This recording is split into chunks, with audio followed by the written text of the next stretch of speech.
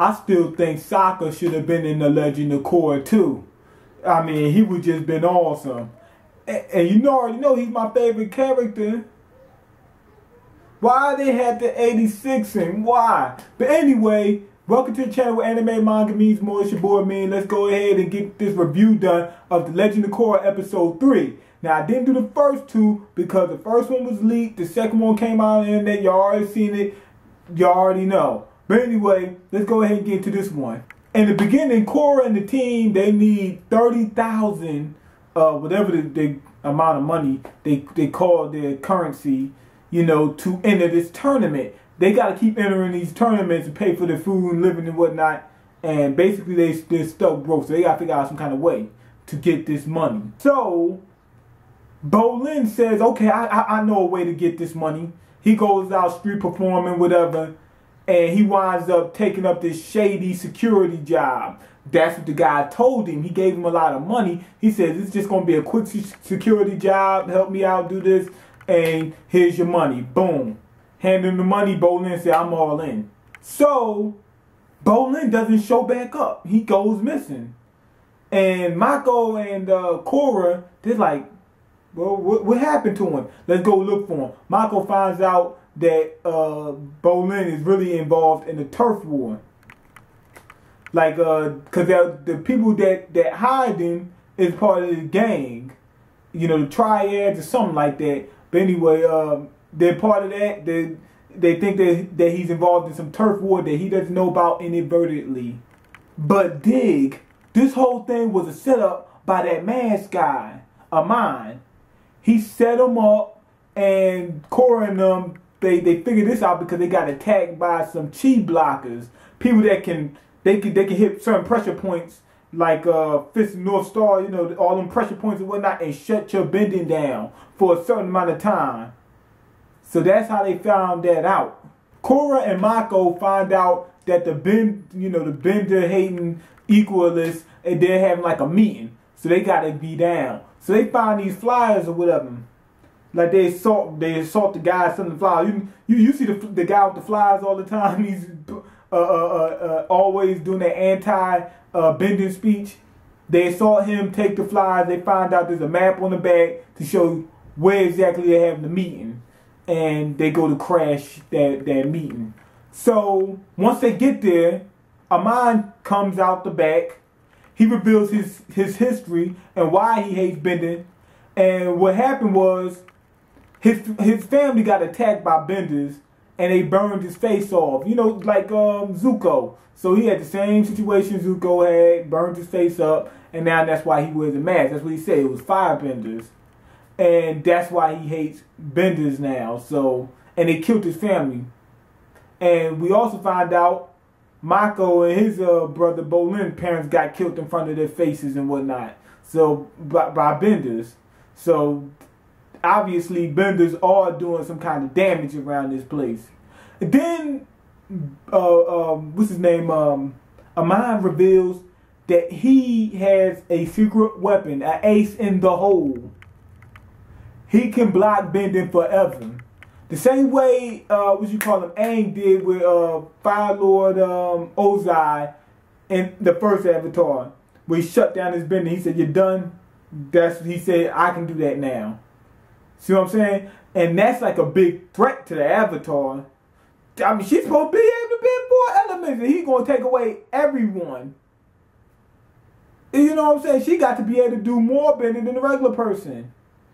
So that's a major threat to her. Anyway, when he reveals this, he has a couple contestants tied up or whatever. One of them is like a mafioso type guy, mob boss, whatever. And he says he uses his bending to extort people and yada, yada, yada. He unties him. He said, I'm going to let you have an equal fair shot, you know, to resist if you don't want your bending taken away. And the guy, this part had me laughing. He said, you're going to regret that. And he can fight. He can fight. He starts shooting lightning, fire everywhere, all kinds of stuff. MangaMiyn can fight way better than him. Took him out. Boom. And when he took his bending, the dude was bending lightning at the time. and it slowly turned back to fire. Then the fire went out. Fire just went out. Now the guy was like, "What's going on? What happened?" But anyway, they were going one by one. They got to Bolin. Because it was 4 of them. They went through the first 3. They got to Bolin. They getting ready to take his bending away. You already know what happened. Korra and Mako got there just in time to stop him. So they made a distraction, you know, made some smoke or whatever, got him out of there, got into a fight at the end. At the end of this episode, got beat up. These guys know what they're doing. They can fight way better than these guys. They got beat up again, electrocuted, all that kind of stuff. And then Tenzin, this is the very end, Tenzin is talking to Korra, and he's like, what? He can actually do that? Only the Avatar can do that. You know, so that's how it ends up. That's how the episode ends. So this was a good episode. Reason being, because we got an established antagonist who is actually a threat to the, you know, the protagonist. You know, Korra, the Avatar. He has something, her kryptonite. You see what I'm saying? So this is leading to something now. But if you watch the previews, you'll see that he gets into a conflict, a confrontation with Korra right off the bat. The next episode this is going to happen. So what does that tell us? I'll tell you that later on. In this episode, they also really break down why everybody's opposing bending. They didn't really break down. At first, I was like, man, why you... So what? People can bend. So what? What they got to do with you? Benders are like this. They're the same way they explained it on X-Men. They said, well, people can't be allowed to bring guns to school. They're like, well, some of these mutants are walking around with 10 times the destructive power of any old handgun. Well, that's what's going on with these benders. They have a power that non-benders don't have. They can bully them if they want to. And if they have the opportunity to, people going to do that. You see, at the very beginning, some benders was trying to rob this guy and all that. They know that he can't bend, so they can shoot fire at you. They don't need a gun. It's like you don't need a permit to bend. So it's like if you got something I want, I can just take it, and that's what they do. Or at least a handful of them, or a nice some of them. So that's why the equalist is, they're actually trying to do the right thing, because so what if nobody can bend? Then we're all on equal ground. And then on top of that, they're justifying them because people are going around acting the fools. So we know what happened to Mako and Bolin's parents. They got cut down by some benders or whatever. Now, I'm already going to assume that maybe, just maybe, what's his name, Amon and the people, the benders that killed his family, might be the same people that took away Bolin's family. Might be. So, whoops.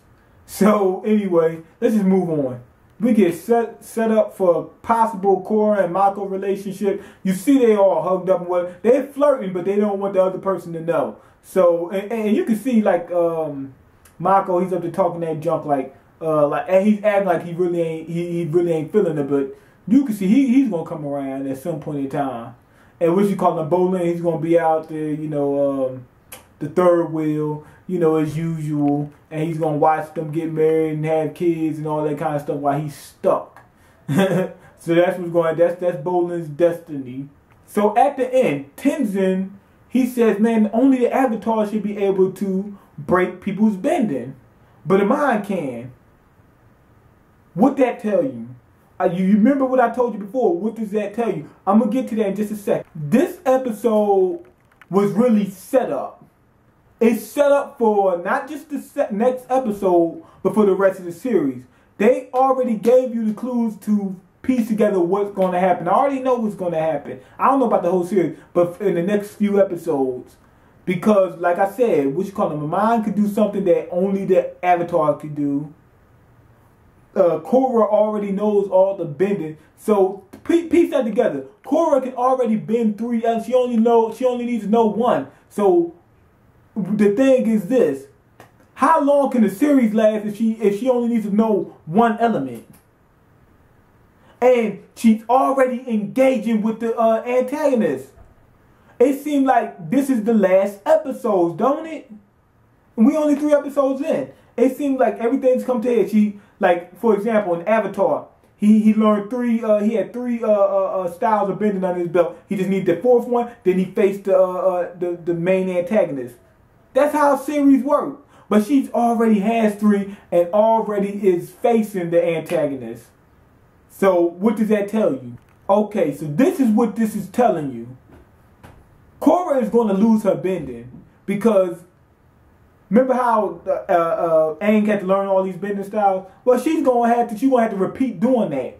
Reason being because everything's come to a head too fast. It's only one way to stop that. Get rid of her bending.